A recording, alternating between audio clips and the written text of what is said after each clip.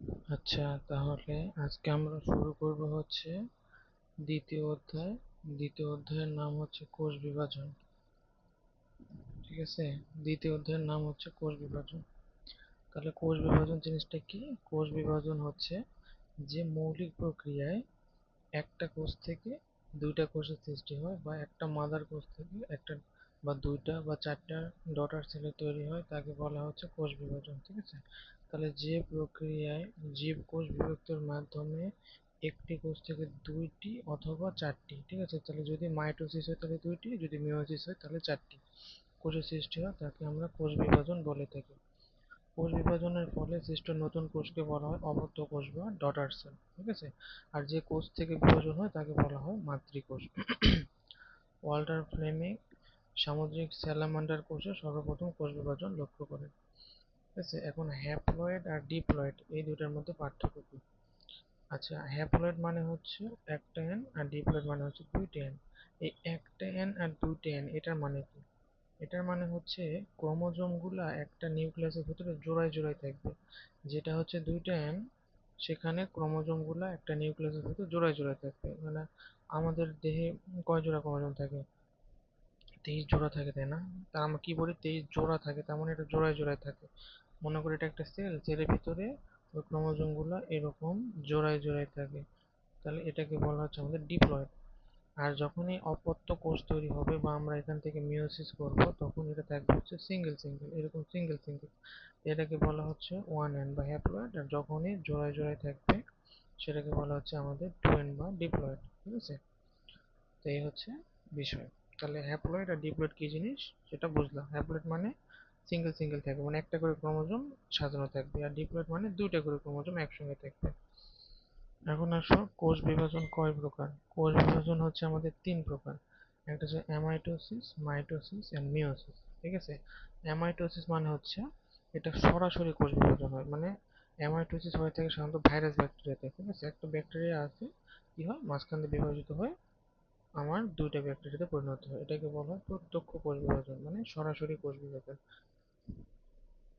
একে বলা হচ্ছে প্রত্যক্ষ কোষ বিভাজন। আর একটা হচ্ছে আমাদের মাইটোসিস। মাইটোসিসে কি হয়? মাইটোসিস হয় হচ্ছে তোমার একটা কোষ থেকে দুইটা কোষ তৈরি হয়, কিন্তু এখানে ক্রোমোজোমের সংখ্যাটা কিন্তু সমান থাকে, ক্রোমোজোমের সংখ্যা কিন্তু কমে না। এখানে যদি আমার 46 জোড়া ক্রোমোজোম থাকে, তাহলে একটা মাদার কোষ থেকে একটা ডটার কোষ তৈরি হতো, এখানেও আমার 46টা ক্রোমোজোম থাকবে, এখানেও 46টা থাকবে। এই জন্য একে বলা হয় সমীকরণিক বিভাজন। মানে দেখো, একটা কোষ থেকে আমার দুটা কোষ তৈরি হলো, তাহলে যদি সমীকরণিক বিভাজন না হতো, সমীকরণ মেনে যদি না হতো, তাহলে অবশ্যই এখানে অর্ধেক হয়ে যেত 46টা থেকে, তাহলে এখানে 23টা করে হয়ে যেত, তাই না? যদি সমীকরণ না মানতো তাহলে 46টা থেকে 23টা হয়ে যেত, কিন্তু সমীকরণ মানে দিয়েছে 46টা ছিল, মা ডটার যেটা হলো সেগুলোতেও 46টা করে থাকলো। তো এই জন্য মাইটোসিসকে বলা হয় সমীকরণিক বিভাজন। ঠিক আছে, আরেকটা কি থাকলো? আরেকটা থাকলো হচ্ছে মিওসিস। তাহলে মিওসিস এটা কি? এটা হলো হ্রাসমূলক বিভাজন। হ্রাসমূলক বিভাজন মানে কি? মাতৃকোষে ছিল মনে করো 46টা ক্রোমোজোম, এখন যেই কোষটা তৈরি হলো সেখানে থাকবে হচ্ছে আমাদের 23টা করে ক্রোমোজোম।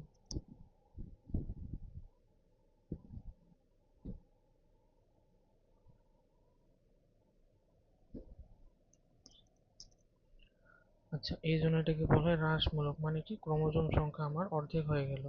ঠিক আছে, এই জন্য এটাকে বলা হয় হ্রাসমূলক বিভাজন। তাহলে অ্যামাইটোসিস একে বলা হয় প্রত্যক্ষ বিভাজন, মাইটোসিসকে বলা হয় সমীকরণিক বিভাজন, আর মিওসিসকে বলা হয় হ্রাসমূলক বিভাজন। ঠিক আছে, আচ্ছা, এখন আসো অ্যামাইটোসিস। অ্যামাইটোসিসে কি হয়? জাস্ট একটা ব্যাকটেরিয়া, এটা সাধারণত ব্যাকটেরিয়াতে হয়ে থাকে অ্যামাইটোসিস। জাস্ট একটা মাতৃকোষ থাকবে, মাতৃকোষের মাঝখান দিয়ে ভাগ হয়ে দুইটা অপত্য কোষে তৈরি হবে, এর নিউক্লিয়াসটাও সমান ভাগে ভাগ হয়ে দুটো অপত্য কোষে তৈরি হবে। এখানে আর কোনো প্রক্রিয়া নাই। ঠিক আছে, এটা ডাইরেক্ট সরাসরি বিভক্ত হয়ে দুটা ভাগে ভাগ হলো, এটাকে বলা হয় অ্যামাইটোসিস। তাহলে যে কোষ বিভাজন প্রক্রিয়ায় একটি মাতৃকোষের নিউক্লিয়াস ও সাইটোপ্লাজম কোনো জটিল মাধ্যমিক পর্যায় ছাড়া, কোনো জটিল পর্যায় ব্যবহার না করে সরাসরি বিভক্ত হয়ে দুটি অপত্য কোষে তৈরি করে, তাকে বলা হয় অ্যামাইটোসিস বা প্রত্যক্ষ কোষ বিভাজন। ঠিক আছে, তাহলে এই প্রক্রিয়ায় কোনো জটিলতার কিছু নেই, জাস্ট এটা একটা কোষ আছে, কোষটা মাঝখান দিয়ে দুই ভাগ হবে, এই পাশে আমার খাঁজের তৈরি হবে দুইটা করে খাঁজ, এই খাঁজটা ভেতরের দিকে প্রসারিত হয়ে দুটো অপত্য কোষের তৈরি হবে, এটাকে বলা হয় অ্যামাইটোসিস। অ্যামাইটোসিস কোথায় কোথায় হয়? কত ইস্ট, অ্যামিবা প্রভৃতি এককোষী জীবে এই প্রকার বিভাজন দেখা যায়। ব্যাকটেরিয়ায় দ্বিভাজন প্রক্রিয়াও কতটা অ্যামাইটোসিসের মতো, ঠিক আছে? ব্যাকটেরিয়ার যেটা দ্বিভাজন প্রক্রিয়া যেটা সেটা হচ্ছে এই অ্যামাইটোসিসের মতো, উভয় প্রক্রিয়া প্রায় সমার্থক। এখন অ্যামাইটোসিস প্রক্রিয়ার তাৎপর্য। অ্যামাইটোসিস প্রক্রিয়া কি হয়? অ্যামাইটোসিস প্রক্রিয়া থেকে জটিল ও উন্নত কোষ এর উৎপত্তি হয়েছে, উন্নত কোষ বিভাজন পদ্ধতির উৎপত্তি হয়েছে, ঠিক আছে? তার মানে অ্যামাইটোসিস প্রক্রিয়ার মাধ্যমে এই প্রক্রিয়াটা ব্যবহার করে পরবর্তীতে আমাদের মাইটোসিস আর মিওসিস উদ্ভাবিত হয়েছে। আচ্ছা, এখন আসো মাইটোসিস। মাইটোসিস কোষ বিভাজন, এটাকে কি বলা হয়? মাইটোসিস কোষ বিভাজনকে বলা হয় সমীকরণিক কোষ বিভাজন।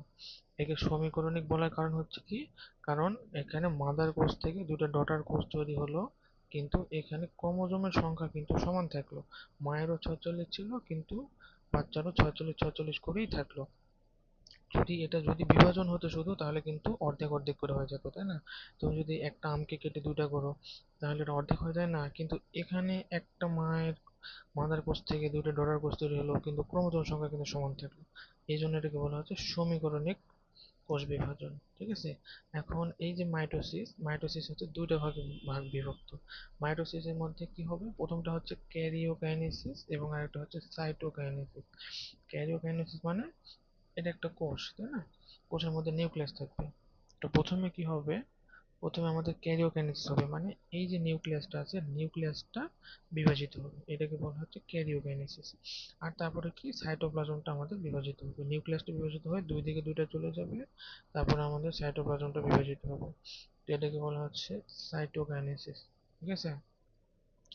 তাহলে প্রথমে আমাদের ক্যারিওকাইনেসিস হবে, নিউক্লিয়াসটা বিভাজিত হয়ে দুই ভাগ হয়ে যাবে, এবং পরবর্তীতে আমাদের সাইটোপ্লাজমটা বিভাজিত হয়ে দুই ভাগ হয়ে যাবে।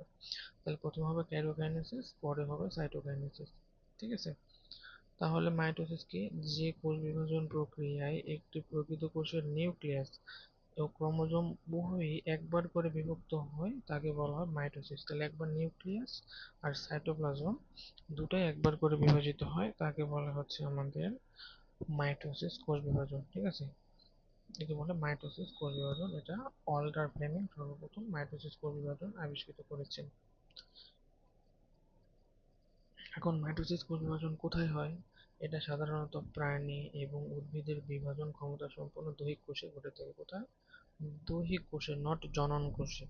মনে রাখবা, আমাদের যে উদ্ভিদ এবং প্রাণী, আমাদের যে দেহকোষে সবসময় মাইটোসিস কোষ বিভাজন হয়, ঠিক আছে?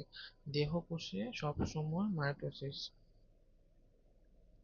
দেহকোষে সবসময় মাইটোসিস। আর জনন কোষে হবে মেয়োসিস। কোথায়? জনন মাতৃকোষে হবে মেয়োসিস। জনন মাতৃকোষ, এটা হলো মাতৃকোষ,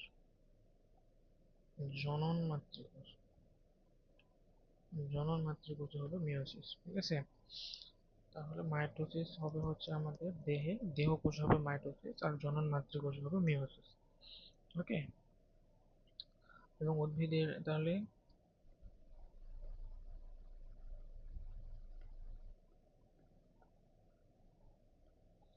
আচ্ছা, তাহলে মাইটোসিস কোথায় কোথায় ঘটে? এটা হচ্ছে উদ্ভিদের কাণ্ড, শাখা প্রশাখা, শীর্ষ, মূলের বর্ধিষ্ণু অঞ্চল, তারপর হচ্ছে তোমার ক্যাম্বিয়াম প্রভৃতি অঞ্চলে মাইটোসিস ঘটে থাকে, ঠিক আছে? জননাঙ্গের গঠন ও বৃদ্ধিতেও মাইটোসিস প্রক্রিয়ার মাধ্যমে হয়। জননাঙ্গের বৃদ্ধি ও গঠন, এটা কিন্তু মাইটোসিস। কিন্তু জননাঙ্গ থেকে, জনন মাতৃকোষ থেকে যখন আমার দুইটা অপত্য কোষ তৈরি হবে, একমাত্র তখনই যায় আমাদের মিয়োসিস হবে, এছাড়া কোনো অবস্থাতে মিয়োসিস হবে না, ঠিক আছে? তাহলে এখন আসো মাইটোসিসের বৈশিষ্ট্য। মাইটোসিসের বৈশিষ্ট্য কি? এই প্রক্রিয়ায় প্রতিটি ক্রোমোজোম লম্বালম্বিভাবে তথা অনুদৈর্ঘ্যভাবে দুটি ক্রোমাটিডে বিভক্ত হয়, ঠিক আছে? তার মানে কি? মনে করো এটা একটা ক্রোমোজোম না, এটা একটা ক্রোমোজোম, এটা ক্রোমোজোম, এটা একটা ক্রোমোজোম। ক্রোমোজোমটা কিন্তু সবসময় লম্বালম্বিভাবে ভাগ হবে, এটা একটা হবে, এটা একটা হবে, নট প্রস্থ বরাবর ভাগ। প্রস্থ বরাবর কিন্তু এটা ভাগ হবে না, ক্রোমোজোমটা সবসময় লম্বালম্বি বরাবর ভাগ হবে, ঠিক আছে? প্রতিটি ক্রোমাটিড তথা অপত্য ক্রোমোজোম তার নিকটস্থ মেরুতে পৌঁছে দুটি অপত্য নিউক্লিয়াসের সৃষ্টি করবে। এই যে ভাগ হয়ে গেল, এটা অপত্য ক্রোমোজোমে তৈরি করবে, তাদের মেরুতে যে অপত্য ক্রোমোজোম তৈরি করবে, কাজেই ক্রোমোজোমের সংখ্যাও সমান থাকবে। অপত্য কোষগুলো মাতৃকোষের সমগুণ সম্পন্ন হবে এবং অপত্য কোষের ক্রোমোজোম সংখ্যা মাতৃকোষের ক্রোমোজোম সংখ্যার সমান হবে, মানে গুণও সমান হবে, সংখ্যাও সমান হবে এবং অপত্য কোষ বৃদ্ধি পেয়ে মাতৃকোষের সমান আয়তনের হবে। ঠিক আছে, মানে সব কিছুই আমাদের সমান হবে। আচ্ছা, এখন আসা হচ্ছে আমাদের কোষ চক্র। তাহলে কোষ চক্র জিনিসটা কি? কোষ চক্র হচ্ছে একটা কোষের সৃষ্টি, বৃদ্ধি ও বিভাজন যে চক্রের মাধ্যমে সম্পন্ন হয় তাকে বলা হচ্ছে কোষ চক্র। ঠিক আছে, তাহলে কোষ চক্র বলতে কি বললাম? একটা কোষের সৃষ্টি, বৃদ্ধি ও বিভাজন এই তিনটি কাজ যে চক্রের মাধ্যমে সম্পন্ন হয় তাকে বলা হচ্ছে আমাদের কোষ চক্র। ঠিক আছে, এটা সর্বপ্রথম হার্ভার্ড ও বেল্ক আবিষ্কার করেছেন। ঠিক আছে, কোষ চক্র আবিষ্কার করেছেন হার্ভার্ড ও বেল্ক। আচ্ছা, একজন প্রাপ্তবয়স্ক ব্যক্তির দেহে প্রায় 100 ট্রিলিয়ন কোষ থাকে। ঠিক আছে, একদম প্রাপ্তবয়স্ক মানুষের দেহে 100 ট্রিলিয়ন কোষ থাকে।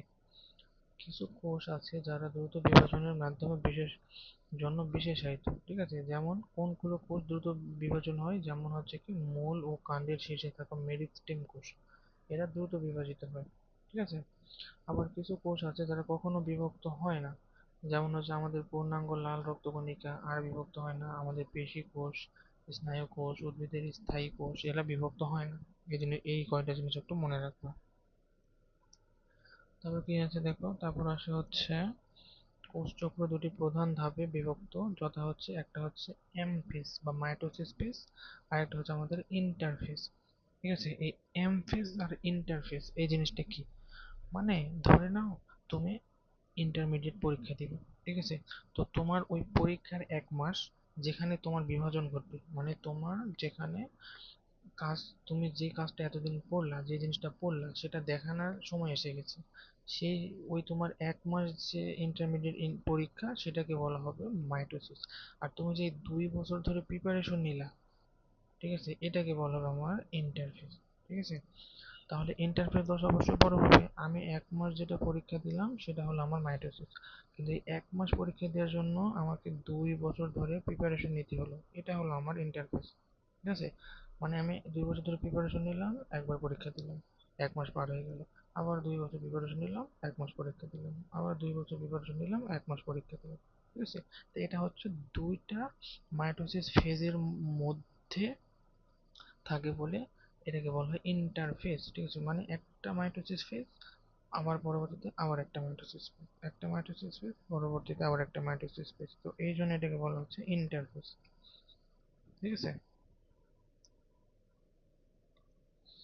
আচ্ছা, এখন কোষ চক্র দুটি প্রধান ধাপে বিভক্ত, একটা হচ্ছে কি মাইটোসিস ফেজ আর একটা হচ্ছে ইন্টারফেজ। ঠিক আছে, এখন কোষ চক্রের মোট সময়ের মাত্র 5 থেকে 10 ভাগ হচ্ছে আমাদের মাইটোসিস ফেজ। মানে তুমি ইন্টারমিডিয়েট পরীক্ষা দিবা, এটা সবচেয়ে কম সময় না? মানে তোমার যেটা কাজ সেই কাজটা দেখানোর সময় হলো মাত্র 1 মাস, সেটা হচ্ছে কি মাইটোসিস ফেজ, মানে এটা হচ্ছে আমার কাজ দেখানোর সময়, এটা হচ্ছে আমার মেন কাজ করার সময় হলো মাইটোসিস ফেজ। এটা কত সময়? 5 থেকে 10 ভাগ সময়, কিন্তু আর বাকি 90 থেকে 95 ভাগ সময় থাকে ইন্টারফেস, মানে আমার প্রস্তুতিকাল। ইন্টারফেস মানে মনে রাখবো এটা হচ্ছে আমার প্রস্তুতিকাল। ঠিক আছে, তাহলে 90 থেকে 95 ভাগ সময় আমার প্রস্তুতিকালের মধ্যে চলে যায়, এটাকে বলা হচ্ছে আমাদের ইন্টারফেস। তাহলে একটি জেনেটিক প্রোগ্রাম দ্বারা কোষ চক্র নিয়ন্ত্রিত হয়। ঠিক আছে, এখন এই যে আমাদের কোষ চক্রটা নিয়ন্ত্রিত হচ্ছে, এটা কিভাবে নিয়ন্ত্রিত হচ্ছে? আমার কোষটাতে বিভাজন কখন হবে কখন হবে না, এটা কি দ্বারা নিয়ন্ত্রিত হয়? এটা হচ্ছে আমার কিছু উদ্দীপনার মাধ্যমে নিয়ন্ত্রিত হয়। একটা হচ্ছে আমার অভ্যন্তরীণ উদ্দীপনা আর একটা হচ্ছে আমার বাহ্যিক উদ্দীপনা। ঠিক আছে, একটা অভ্যন্তরীণ উদ্দীপনা আর একটা হচ্ছে আমার বাহ্যিক উদ্দীপনা।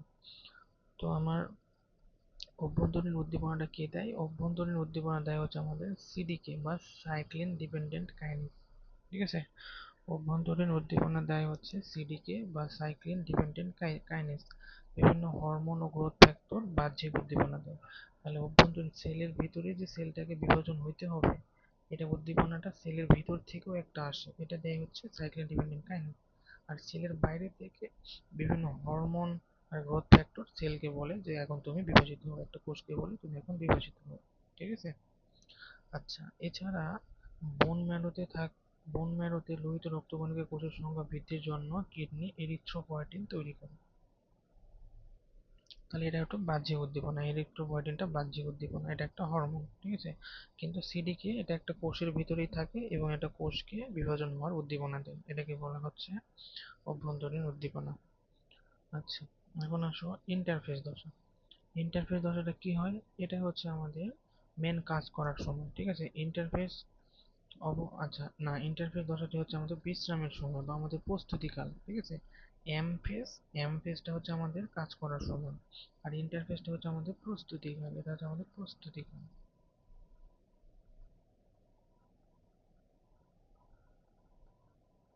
এটা কি? এটা হচ্ছে আমাদের প্রস্তুতিকাল, ঠিক আছে।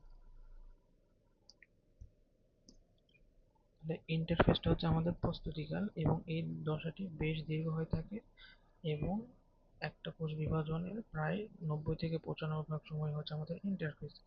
এই ইন্টারফেস অবস্থায় কোষের নিউক্লিয়াসকে আমাদের বিপাকীয় নিউক্লিয়াস বলা হয়, ঠিক আছে। মানে একটা কোষের নিউক্লিয়াস যে বিভাজিত হবে, সেটা হওয়ার আগে বিভিন্ন চেঞ্জ হয় তার ভিতরে। তো ওই জন্য ওই নিউক্লিয়াসকে বলা হয় আমাদের বিপাকীয় নিউক্লিয়াস, ওই জন্য ওই নিউক্লিয়াসকে বলা হয় বিপাকীয় নিউক্লিয়াস, ঠিক আছে। ইন্টারফেসকে সাধারণত আমরা তিনটি উপপর্যায়ে ভাগ করে থাকি, একটা হচ্ছে জি1, এস আর জি2, ঠিক আছে। জি1 ফেজ, এস ফেজ এন্ড জি2 ফেজ, ঠিক আছে। এই যেখানে দেখো, এখানে হচ্ছে একটা হচ্ছে আমাদের জি1 ফেজ, একটা হচ্ছে আমাদের এস ফেজ এন্ড একটা হচ্ছে আমাদের জি2 ফেজ, ঠিক আছে। তিনটা ফেজে ভাগ করা হয়। এই ইন্টারফেসকে আমরা তিনটা ফেজে ভাগ করি, একটা হচ্ছে জি1 ফেজ, একটা এস ফেজ এন্ড একটা হচ্ছে জি2 ফেজ। এখন কোন ফেজে কি হয় এটা কিন্তু ইম্পর্টেন্ট, কোন ফেজে আমাদের কি হয় এগুলো কিন্তু লাগবে। তাহলে জি1 ফেজে কি হয়, জি1 ফেজে কি করে, জি1 ফেজ থেকে, আচ্ছা জি1 ফেজ থেকে আমরা কোথায় আসবো, এস এস ফেজ মানে হচ্ছে এখানে ডিএনএটা প্রতিলিপন হবে, ঠিক আছে। তাহলে আমাদের জি1 ফেজটা নির্ধারণ করবে ডিএনএ এর প্রতিলিপন হবে কিনা, তাই কিনা, ঠিক আছে। তাহলে এস ফেজে আমাদের ডিএনএ এর প্রতিলিপন হবে, তাহলে জি1 ফেজ নির্ধারণ করবে আমাদের ডিএনএ বিভাজন হবে কিনা, এটা হচ্ছে জি1 ফেজের মেন কাজ। তাহলে কি দেখো, একটি কোষ পরবর্তী বিভাজন প্রক্রিয়ায় অংশগ্রহণ করবে কিনা তার সিদ্ধান্ত নেয় হচ্ছে এই জি1 উপপর্যায়। জীবনের প্রথমে সাইক্লিন নামক এক প্রকার প্রোটিন তৈরি হয় যা সিডিকে এর সাথে যুক্ত হয়ে সমগ্র প্রক্রিয়ার গতিটা নিয়ন্ত্রণ করে, ঠিক আছে। এবং সিডিকে হচ্ছে ফসফোরাইলেশন প্রক্রিয়া নিয়ন্ত্রণ হয়, সিডিকে ফসফোরাইলেশন প্রক্রিয়ার দ্বারা নিয়ন্ত্রণ হয়ে থাকে, ঠিক আছে। এবং যে কোষটি আর বিভাজিত হবে না তা 1 সপ্তাহ বা 1 বছর অর্থাৎ আমৃত্যু সময় পর্যন্ত এই জি1 পর্যায়ে অবস্থান করে, ঠিক আছে। তাহলে একটা কোষ পরবর্তীতে আর বিভাজন হবে কি হবে না সেটা নির্ভর করবে এই জি1 পর্যায়ে, ঠিক আছে। জি1 পর্যায়ে যদি সিডিকে যদি আসে, সিডিকে যদি উদ্দীপনা দেয়, তাহলে সেই কোষটার হচ্ছে তোমার ডিএনএটা বিভাজিত হবে এবং পরবর্তীতে কোষ বিভাজন শুরু হবে। কিন্তু যদি সিডিকে যদি না আসে, সিডিকে যদি নির্দেশনা না দেয়, তাহলে সেই কোষটা বিভাজিত হবে না, ঠিক আছে। তো এটা হচ্ছে আমাদের জি1। আরেকটা ফেজ কি, আরেকটা ফেজ হচ্ছে আমাদের এস ফেজ। এস ফেজে কি হয়, এস ফেজ হয় আমাদের ডিএনএ অনুলিপন, ঠিক আছে। এই উপপর্যায়ের সময় ব্যয় হয় মোট সময় 40 থেকে 50 ভাগ, এটাকে বলা হয় এস ফেজ, ঠিক আছে। তাহলে এস ফেজ মানে হচ্ছে ডিএনএ রেপ্লিকেশনের ফেজ। আর জি টু ফেজ দেখো, জি টু ফেজের পর কি হয়েছে, মাইটোসিস, ঠিক আছে। মানে জি2 ফেজে কি হয়, আমাদের কোষ বিভাজনের সামগ্রিক যত জিনিস আছে সবকিছু তৈরি হয় হচ্ছে, মানে একটা কোষ থেকে দুটো কোষ তৈরি হবে, এই তৈরির যত উপাদান সব উপাদানগুলো আমাদের এই জি2 ফেজে তৈরি হয়, ঠিক আছে। তাহলে জি2 ফেজে কি হয়, এটি হলো এম ফেজে প্রবেশ করার প্রস্তুতি পর্যায়, মানে এটা আমাদের মনে করো তোমার পরীক্ষা দেওয়ার প্রস্তুতি পর্যায়, ঠিক আছে। তাহলে এটি হলো এম ফেজ এর প্রবেশ করার প্রস্তুতি পর্যায়। এই উপপর্যায়ে প্রধান কাজ হলো মাইক্রোটিউবিউল গঠন করা এবং তা দিয়ে মাইটোসিস পর্যায়ে স্পিন্ডল তন্তু তৈরি করা, ঠিক আছে।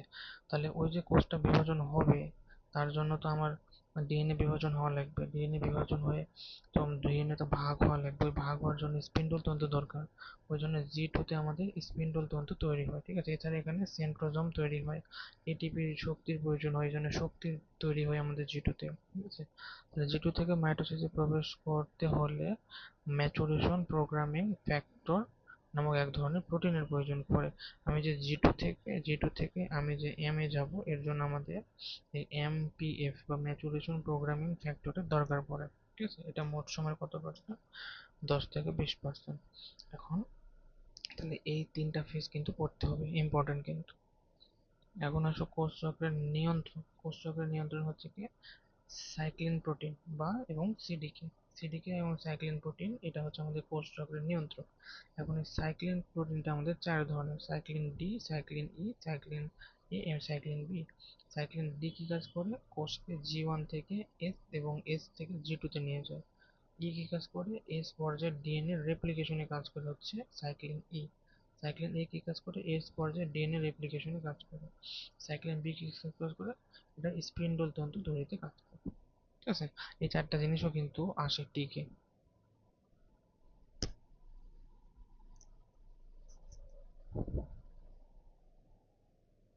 আচ্ছা, এখন আসো হচ্ছে তোমার জীবনে ইন্টারফেসের গুরুত্ব। এই ইন্টারফেসের গুরুত্বটা কি?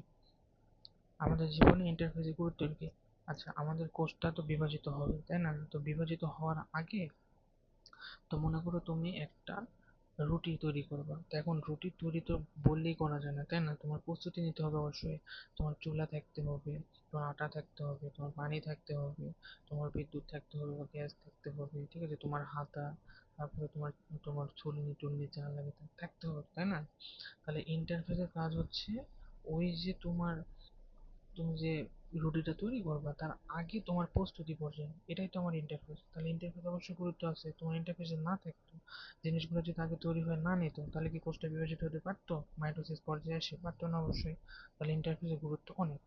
তাহলে ইন্টারফেসে কি হয়? ইন্টারফেসে আমাদের ওই আরএনএ ডিএনএ এগুলো সকল রেপ্লিকেশন হয়ে যায়, যাতে ওখানে বিভাজিত হতে সাহায্য হয়, ঠিক আছে, যাতে মাইটোসিস পর্যায়ে এসে বিভাজন হতে পারে। এই জন্য আরএনএ ডবল হয়ে যায়, ডিএনএও ডবল হয়ে যায়। তারপরে ডিএনএ রেপ্লিকেটেড তৈরি হয়। তারপর অনেকগুলো শক্তির প্রয়োজন হয়, কারণ কোষ বিভাজনের সময় শক্তির দরকার, মাইক্রোটিউবুলের দরকার, মাইক্রোটিউবুল তৈরি হয় এগুলো, ঠিক আছে। এখন আসা হচ্ছে এম ফেজ। তাহলে আমাদের ইন্টারফেস চলে গেল। ইন্টারফেসে তিনটা ধাপ আছে, ওই তিনটা ধাপ মুখস্থ করে নেবে। এখন আসো এম ফেজ। এম ফেজ যেটা, এখানে মূলত বিভাজন হয়, ঠিক আছে। এম ফেজে কি হয়? মূলত আমাদের নিউক্লিয়াসটা বিভাজিত হয় এবং কোষটা বিভাজিত হয়। এটা হলো দুই ধরনের, একটা হচ্ছে ক্যারিওকাইনেসিস এবং একটা সাইটোকাইনেসিস। নিউক্লিয়াসের বিভাজনকে বলা হয় ক্যারিওকাইনেসিস, আর হচ্ছে সাইটোপ্লাজমের বিভাজনকে বলা হয় আমাদের সাইটোকাইনেসিস, ঠিক আছে। তো এই দশাটা স্তন্যপায়ী প্রাণীদের কতক্ষণ থাকে? 1 থেকে 1.5 ঘন্টা সময় থাকে, ঠিক আছে। এখন তুমি ইন্টারফেস আর এম ফেজের পার্থক্যটা একটু পড়ে নিও, যেটা ক্ষতে আসতে পারে।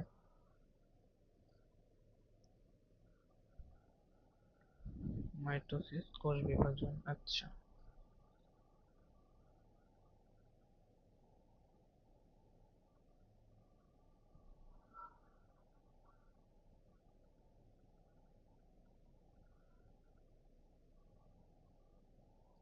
আচ্ছা, এখন আসো মাইটোসিস কোষ বিভাজন। তাহলে মাইটোসিস কোষ বিভাজনের দুইটা ধাপ, একটা হচ্ছে কি একটা ক্যারিওকাইনেসিস এন্ড একটা হচ্ছে সাইটোকাইনেসিস। ক্যারিওকাইনেসিস মানে হচ্ছে কি নিউক্লিয়াসের বিভাজন, আর সাইটোকাইনেসিস মানে সাইটোপ্লাজমের বিভাজন, এটা পরবর্তীতে আছে। এখন এই যে নিউক্লিয়াসটা বিভাজিত হবে, এর জন্য 5টা ধাপ থাকে, ঠিক আছে। নিউক্লিয়াসটা বিভাজন হওয়ার 5টা ধাপ থাকে। তো কি কি ধাপ? ধাপগুলোর মধ্যে আছে হচ্ছে তোমার প্রোফেজ আছে, প্রোমেটাফেজ, মেটাফেজ, তারপর হচ্ছে আমাদের অ্যানাফেজ আর টেলোফেজ, ঠিক আছে। তারপর হচ্ছে অ্যানাফেজ অ্যান্ড টেলোফেজ। তাহলে এই যে আমাদের নিউক্লিয়াসটা বিভাজিত হবে, নিউক্লিয়াসের বিভাজনের ধাপ হচ্ছে আমাদের 5টা, ঠিক আছে। কি কি ধাপ? প্রোমেটাফেজ, মেটাফেজ, অ্যানাফেজ, টেলোফেজ, ঠিক আছে। তাহলে prophase, prometaphase, metaphase, anaphase, telophase, এই 5টা ধাপে আমাদের নিউক্লিয়াসটা বিভাজিত হয়, ঠিক আছে। তাহলে এখন প্রোফেজে কি হয়? প্রোফেজে কি হয় প্রথমে?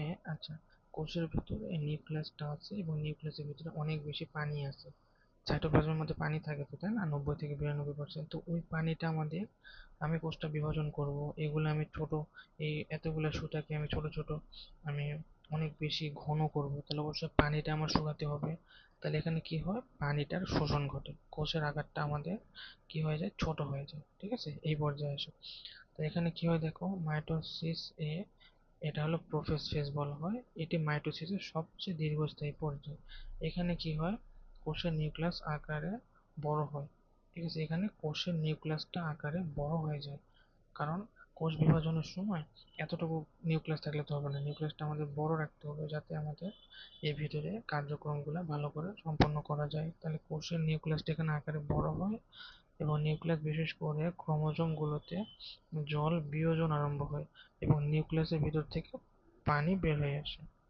নিউক্লিয়াসের ভিতর থেকে পানি বের হয়ে আসে এর ভিতরে পানির সংখ্যাটা কমে যায়। ঠিক আছে, যাতে ক্রোমোজোমগুলো আমাদের অনেক ঘন হয়। বুঝতে পারছো? যাতে ক্রোমোজোমগুলো আমাদের অনেক ঘন হয়। তাহলে এই পর্যায়ে কি হয়, এই পর্যায়ে আমাদের নিউক্লিয়াসটা আকারে বড় হয়, এবং নিউক্লিয়াসের ভিতর থেকে পানির বিয়োজন ঘটতে থাকে।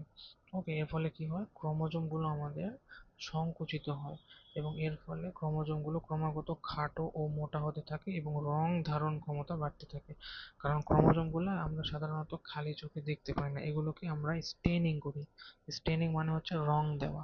ঠিক আছে, তো এই যখন এর মধ্যে থেকে পানি বের হতে থাকে, এটা রং ধারণ ক্ষমতা বাড়তে থাকে। ঠিক আছে, এবং এটা আরো স্পষ্ট হয় এবং আমরা সাধারণত দেখতে পাই। ওকে, এখন এই পর্যায়ে শেষের দিকে কি হয়, নিউক্লিওলাস এবং নিউক্লিয়াস এনভেলাপ, এই যে নিউক্লিওলাস আছে ছোট, এবং এই যে নিউক্লিয়ার এনভেলাপটা আছে মানে নিউক্লিয়াসের আবরণ, এটা কি হয়, বিলুপ্ত করতে থাকে। ঠিক আছে, এবং সাইক্লিন ডিপেন্ডেন্ট কাইনেজ কর্তৃক প্রোটিনের ফসফোরাইলেশনের কারণে ক্রোমোজোমের সংকোচন শুরু হয়। এই ক্রোমোজোম ধীরে ধীরে, এত লম্বা ক্রোমোজোম ছিল, ধীরে ধীরে ছোট আর মোটা ক্রোমোজোমে পরিণত হলো। ঠিক আছে, তাহলে লম্বা ক্রোমোজোমটা ছোট আর মোটা ক্রোমোজোমে পরিণত হলো। ঠিক আছে, আচ্ছা, এখন প্রতিটি ক্রোমোজোম সেন্ট্রোমিয়ার ব্যতীত লম্বালম্বি ভাবে দুটি সূত্রে বিভক্ত হয়, এবং প্রতিটি সূত্রকে আমরা কি বলি, ক্রোমাটিড বলি। ঠিক আছে, তাহলে কি হলো, প্রথমে এটা একটা লম্বা ক্রোমাটিড ছিল, এই ক্রোমাটিডটা থেকে আমাদের এরকম একটা এরকম একটা জিনিসে পরিণত হলো। ঠিক আছে, এখন এই জিনিসটা লম্বালম্বি ভাবে ভাগ হবে, ভাগ হয়ে কি তৈরি করবে, ভাগ হয়ে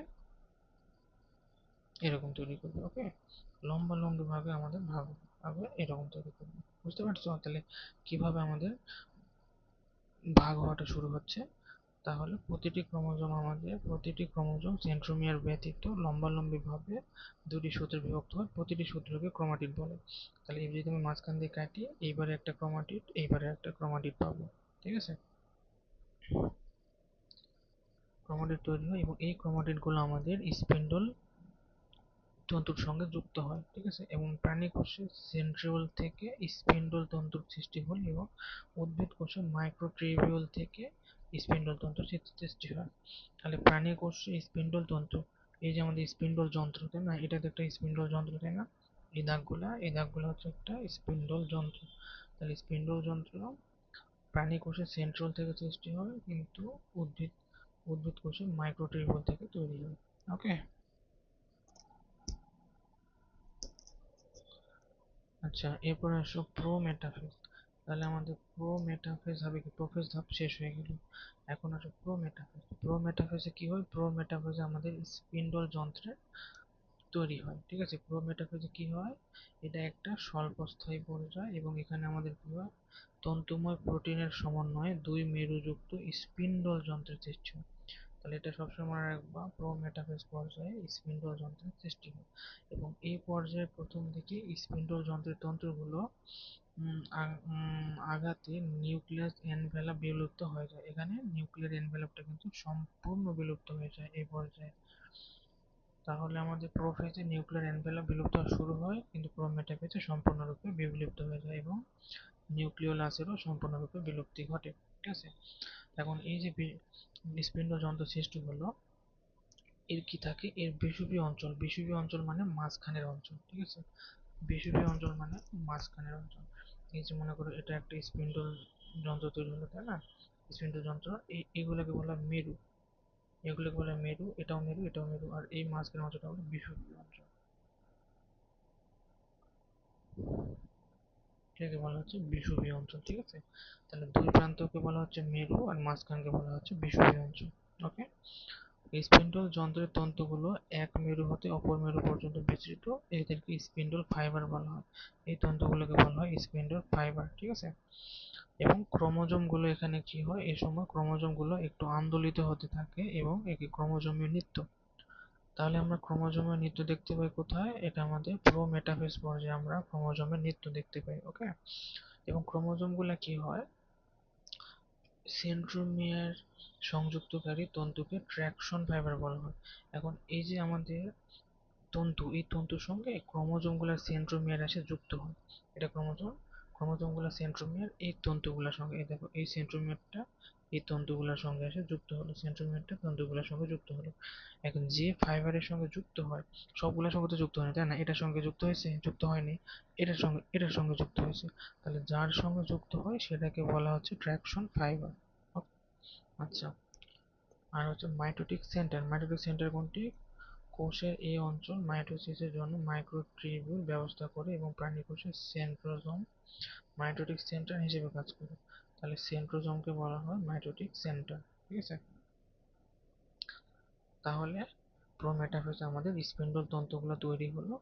আর কি হলো, এই যে আমাদের যে ক্রোমোজোমগুলো ছিল ওই ক্রোমোজোমগুলো ওই ফাইবারের সঙ্গে যে যুক্ত হলো। কোথায়, কোন দিক, ওই ফাইবারের সঙ্গে যে যুক্ত হলো। ঠিক আছে, ওর মাঝখানে যেখানে সেন্ট্রোমিয়ার থাকে সেই জায়গাটা। ওকে, এবং যার সঙ্গে যুক্ত হয় তাকে বলা হয় ট্র্যাকশন ফাইবার।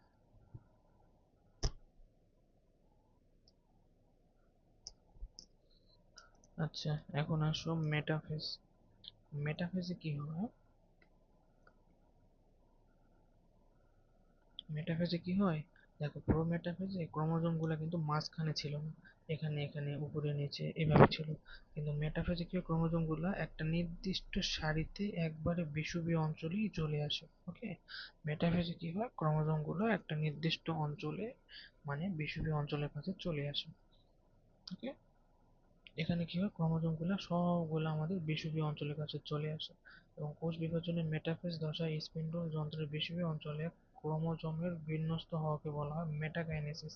মানে ক্রোমোজোম গুলা এই দূর থেকে এই বিষুবীয় অঞ্চলের কাছে চলে আসাকে বলা হয় মেটাকাইনেসিস। এবং এই পর্যায়ে ক্রোমোজোম গুলিকে সবচেয়ে মোটা, খাটো, স্পষ্ট দেখায়। এই কথাটা খুবই গুরুত্বপূর্ণ এবং অনেক টিকে আসে যে মাইটোসিসের কোন পর্যায়ে ক্রোমোজোম গুলোকে সবচেয়ে মোটা খাটো দেখায়। ঠিক আছে, দেখা হচ্ছে মেটাফেজ পর্যায়ে। এবং এখানে সুপার কোয়েলিং চলতে থাকে এবং এ পর্যায়ে কোষে ক্রোমোজোম সংখ্যা, আকার ও আকৃতি নির্ণয় করা যায়। আমরা এই মেটাফেজ পর্যায়ে সাধারণত ক্রোমোজোম গুলোকে দেখতে পাই, অন্য পর্যায়ে দেখতে পাই না। ঠিক আছে, এবং এখানে নিউক্লিয়ার এনভেলাপ এগুলো সম্পূর্ণ বিলুপ্তি ঘটে এবং মেটাফেজ পর্যায়ের শেষ ভাগে প্রতিটি সেন্ট্রোমিয়ার সম্পূর্ণ বিভক্ত হয়ে দুটি অপত্য সেন্ট্রোমিয়ারের সৃষ্টি করে। মানে এই পর্যায়ের শেষে কি হয়, এই যে ক্রোমোজোম গুলা ছিল না এরকম ক্রোমোজোম, এগুলা এখানে ভাগ হয়ে দুইটা ভাগ হয়ে যায়।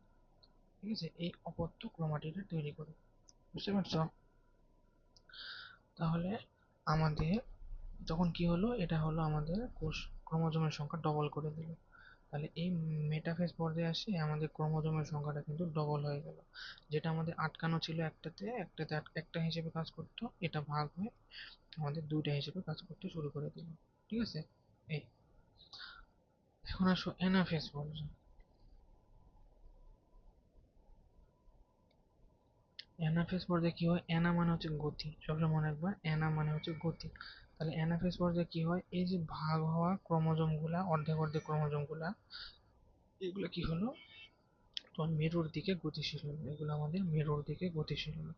এবং সেন্ট্রোমিয়ারের পূর্ণ বিভক্তির ফলে প্রতিটি ক্রোমাটিড একটি অপত্য ক্রোমোজোমে পরিণত হয়। ঠিক আছে, তাহলে প্রতিটি ক্রোমাটিড একটি অপত্য ক্রোমোজোমে পরিণত হয় এবং এই অপত্য ক্রোমোজোমের মেরুমুখী চলনকে সবসময়, মেরুমুখী চলনের সময় সেন্ট্রোমিয়ারটা থাকে সবসময় সামনে এবং এটা বিভিন্ন আকারের হয়ে থাকে, যেমন হচ্ছে মেটাসেন্ট্রিক, সাবমেটাসেন্ট্রিক, অ্যাক্রোসেন্ট্রিক আর টেলোসেন্ট্রিক। ঠিক আছে, এটা কেমন দেখতে, V, L, J, I, metacentric, submetacentric, acrocentric আর টেলোসেন্ট্রিক। ওকে, তো এটা হচ্ছে আমাদের অ্যানাফেজ, মানে চারিদিকে আমাদের যাওয়া শুরু করবে। তারপর টেলোফেজে কি হয়, টেলোফেজে এটা যে এই যে অপত্য যে ক্রোমোজোম সেগুলো তো আমাদের মেরুতে চলে গেলো তাই না, মেরুতে যেয়ে টেলোফেজে কি হবে, মেরুতে যে এই ক্রোমোজোম গুলা আবার এরকম ছিল, এগুলো আবার চেঞ্জ হয়ে এরকম দড়ির মতো তৈরি হয়ে যাবে। ঠিক আছে, আবার দড়ির মতো দুই প্রান্তে দড়ির মতো তৈরি করে আবার তোমার নিউক্লিওলাস আর হচ্ছে তোমার নিউক্লিয়ার এনভেলাপ, এই জিনিসগুলো আবার নতুন করে ফর্মেশন হতে টেলোফেজ বলছে। ওকে, তাহলে টেলোফেজে কি হবে, এটা তোমার ওই যে প্রোফেজে পুরো উল্টা, প্রোফেজে কি হলো, ওটা থেকে আমাদের পানি বিয়োজন হতে থাকলো, কিন্তু টেলোফেজ আছে আবার আমাদের পানি যোজন হতে থাকবে। ঠিক আছে, এখানে জল যোজন হয় টেলোফেজ, তাহলে প্রোফেজে হয় জল বিয়োজন, টেলোফেজ হয় জল যোজন। ঠিক আছে, এবং এখানে ওই ক্রোমোজোম গুলা যেগুলো ভাগ হয়ে দুই প্রান্তে চলে গেল, সেগুলো আবার চিকন চিকন তৈরির মতো তৈরি করলো, তৈরি করে দুই পাশে দুইটা নিউক্লিয়াসে তৈরি করলো, এবং এভাবে আমাদের নিউক্লিয়াসের বিভাজন শেষ হয়ে গেল। আচ্ছা, এখন হবে কিসের বিভাজন, এখন হবে হচ্ছে আমাদের সাইটোপ্লাজমের বিভাজন।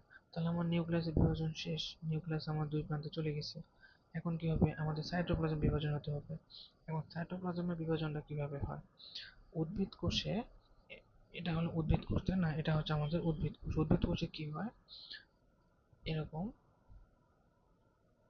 কোষ প্রাচীর যেটা আছে, কোষ প্রাচীরে এই মাঝখানে বিভিন্ন পদার্থ জমা হতে থাকে, জমা হয় এটা লম্বালম্বি ভাবে ভাগ হয়, দুইটা ভাগে ভাগ হয়ে যায়। আর প্রাণী কোষে কি হয়, প্রাণী কোষে এখানে খাঁজ তৈরি হয়, এখানে দুইটা খাঁজ, এখানে দুইটা খাঁজের মতো তৈরি হয়, এবং এই খাঁজটা ধীরে ধীরে ভিতরের দিকে অগ্রসর হতে থাকে, হয় এই খাঁজটা ধীরে ধীরে পুরা দুটা আলাদা আলাদা সেলে পরিণত হয়ে যায়। ঠিক আছে, এটাকে বলা হয় সাইটোকাইনেসিস। তাহলে কি হয় দেখো, সাইটোকাইনেসিস, বিভাজনরত কোষের সাইটোপ্লাজম দুভাবে বিভক্ত হওয়াকে বলে সাইটোকাইনেসিস। এখন উদ্ভিদ কোষে এক ধরনের সাইটোকাইনেসিস হয়, আর প্রাণী কোষে এক ধরনের সাইটোকাইনেসিস হয়। উদ্ভিদ কোষে কি হয়, বিষুবীয় অঞ্চলে লাইসোজোমের ন্যায় ফ্যাগোজোম জমা হয় উদ্ভিদ কোষে, এবং পরে এরা মিলিত হয়ে প্লাজমা লেমা এবং ঝিল্লি তৈরি করে, এটা হচ্ছে উদ্ভিদ কোষে। আর প্রাণী কোষে কি হয়, প্রাণী কোষে কি হয়, প্রাণী কোষে বিষুবীয় অঞ্চলে একটা গর্তের তৈরি হয়, প্রাণী কোষে বিষুবীয় অঞ্চলে গর্তের তৈরি হয়, এবং এই গর্ত পরবর্তীতে ভিতরের দিকে গভীর হয়ে দুই ভাগে ভাগ করে দেয় কোষটাকে। ওকে, এখন সাইটোকাইনেসিস না হলে একই কোষে বহু নিউক্লিয়াস তৈরি হয়। তো মনে করো ক্যারিওকাইনেসিস হয়েছে, একটা কোষে ক্যারিওকাইনেসিস হয়, দুইটা নিউক্লিয়াস তৈরি করছে, কিন্তু এখানে সাইটোকাইনেসিস হয়নি, মানে কোষটা আর বিভাজিত হয়নি। নাহলে কি হবে, এখানে বহু নিউক্লিয়াস তৈরি হবে। ঠিক আছে, একে বলা হচ্ছে বহু নিউক্লিয়াস, এটাকে বলা হয় মুক্ত নিউক্লিয়ার বিভাজন। এটা সাধারণত, তাহলে একটা কোষে যদি অনেকগুলো নিউক্লিয়াস থাকে তাকে বলা হয় সিনোসাইটিক কোষ। একটা কোষে যদি বহু নিউক্লিয়াস থাকে তাকে বলে সিনোসাইটিক কোষ, আর এই সিনোসাইটিক কোষের উদাহরণ হচ্ছে ডাব। ডাব হচ্ছে একটা সিনোসাইটিক কোষের উদাহরণ। ঠিক আছে, তাহলে এখন মাইটোসিসের গুরুত্ব কি, মাইটোসিসের গুরুত্ব কি এটা পড়ে নিও। এটা দেহের গঠন বৃদ্ধি করে, বংশবৃদ্ধিতে কাজ করে, জনন অঙ্গের সৃষ্টি করে, নিউক্লিয়াস ও সাইটোপ্লাজমের ভারসাম্য রক্ষা করে, ক্রোমোজোমের সংখ্যা রক্ষা করে, ক্ষতস্থান পূরণ করে, পুনরুৎপাদন করে, ও অনিয়ন্ত্রিত মাইটোসিসের কুফল, এটা কি করে, টিউমার ও ক্যান্সারও তৈরি করে। যদি মাইটোসিসটা অনিয়ন্ত্রিত হয়ে যায় তাহলে এটা টিউমার আর ক্যান্সারও তৈরি করে। ঠিক আছে, তাহলে বলে অনিয়ন্ত্রিত মাইটোসিস। তাহলে মাইটোসিসের কাজটা কিন্তু আসে, অবশ্যই এটা পড়ে নিন। তাহলে এখন আসো অনিয়ন্ত্রিত মাইটোসিস। অনিয়ন্ত্রিত মাইটোসিসটা কি, আমাদের কোষের ভিতরে একটা পি53 নামক একটা প্রোটিন থাকে। ঠিক আছে, কি থাকে, পি53 নামক একটা প্রোটিন থাকে, যেটা আমাদের কোষটা কয়বার বিভাজিত হবে, কোষটা কখন মারা যাবে, অটোফ্যাগি মানে কোষটা কখন একা একা কোষের ভিতরে লাইসোজোমটা ফেটে যায় কোষটা মারা যাবে, সেটা নিয়ন্ত্রণ করে থাকে হচ্ছে আমাদের পি53 জিন। ঠিক আছে, তাহলে এখন কোষের ভিতরে যদি পি53 জিনটা যদি ডিফেক্ট হয়, তাহলে কি হবে, কোষ চক্র আর নিয়ন্ত্রণে থাকে না, তখন কোষ চক্র তার নিয়ন্ত্রণ হারিয়ে ফেলে, এবং এর ফলে আমাদের ক্যান্সার তৈরি হয়। ঠিক আছে, তাহলে আমাদের ক্যান্সার কেন হয়, পি53 কোষটা আমাদের কোষ কয়টা বিভাজিত হবে সেটা নিয়ন্ত্রণ করতো, কিন্তু যখনই পি53 জিন আর কাজ করে না তখন আমাদের কোষ অনিয়ন্ত্রিতভাবে বিভাজন হয়, একে বলা হচ্ছে অনিয়ন্ত্রিত মাইটোসিস। এবং অনিয়ন্ত্রিত টিউমার কোষ সৃষ্টি হওয়ার প্রক্রিয়াকে বলা হয় অনকোজেনেসিস। ঠিক আছে, কি বলে, অনকোজেনেসিস। এবং কোন জিনের কারণে হয়, অনকোজিনের কারণে হয়। ঠিক আছে, এবং যে সকল রাসায়নিক পদার্থের কারণে ক্যান্সার সৃষ্টি হয় তাকে বলা হয় মিউটাজেন। যে সকল রাসায়নিক পদার্থ অনকোজেনেসিস করে তাকে বলা হয় মিউটাজেন, এবং মিউটাজেনিক পদার্থকে বলা হয় কার্সিনোজেনিক পদার্থ। ঠিক আছে, মনে করো। এবং কোষের মৃত্যুকে বলা হয় নেক্রোসিস। নেক্রোসিস হচ্ছে কোষের অবধারিত মৃত্যু, মানে আগে থেকে ঠিক করা না। ঠিক আছে, কোনো ভাইরাস ব্যাকটেরিয়া দ্বারা ইনফেকশন হয় কোষটা মারা গেছে, তাকে বলা হচ্ছে নেক্রোসিস। আর অ্যাপোপ্টোসিস হচ্ছে কোষের জেনেটিক্যালি মৃত্যু, মানে একটা কোষ এতদিন পর মারা যাবে, এটা কোষের ভিতরে জেনেটিক্যালি দেওয়া থাকে, এটাকে বলা হচ্ছে অ্যাপোপ্টোসিস। ঠিক আছে, তাহলে নেক্রোসিস আর অ্যাপোপ্টোসিস কি জিনিস বুঝো। ঠিক আছে, নেক্রোসিস মানে হচ্ছে কোষের শরীরের ভিতরে পুষ্টির অভাব হয়েছে, অনেকদিন ধরে খাওনি বা কোনো বিষাক্ত পদার্থ ঢুকছে, এর ফলে কোষটা মারা গেছে, একে বলে নেক্রোসিস। অ্যাপোপ্টোসিস কি, একটা কোষ তৈরি হওয়ার সময় তার জিনের ভিতরে লেখা থাকে যে কোষটা কতদিন বাঁচবে, এটাকে বলা হয় অ্যাপোপ্টোসিস। এখন মাইটোটিক ইনডেক্স এটা কি জিনিস, এটা হচ্ছে আমাদের বডিতে কোনো টিস্যুতে টিউমার হয়েছে কিনা সেটা দেখে হচ্ছে আমাদের এই মাইটোটিক ইনডেক্সের মাধ্যমে। ঠিক আছে, তাহলে মাইটোটিক ইনডেক্সটা কি, মাইটোসিস যত কোষ সংখ্যা ডিভাইড বাই মোট কোষ সংখ্যা। মানে একটা টিস্যুতে মনে করো 100টা সেল আছে, 100টা কোষ আছে, আর এখানকার মধ্যে তোমার 20টা কোষ বিভাজিত হচ্ছে, এটা মনে করো নর্মাল।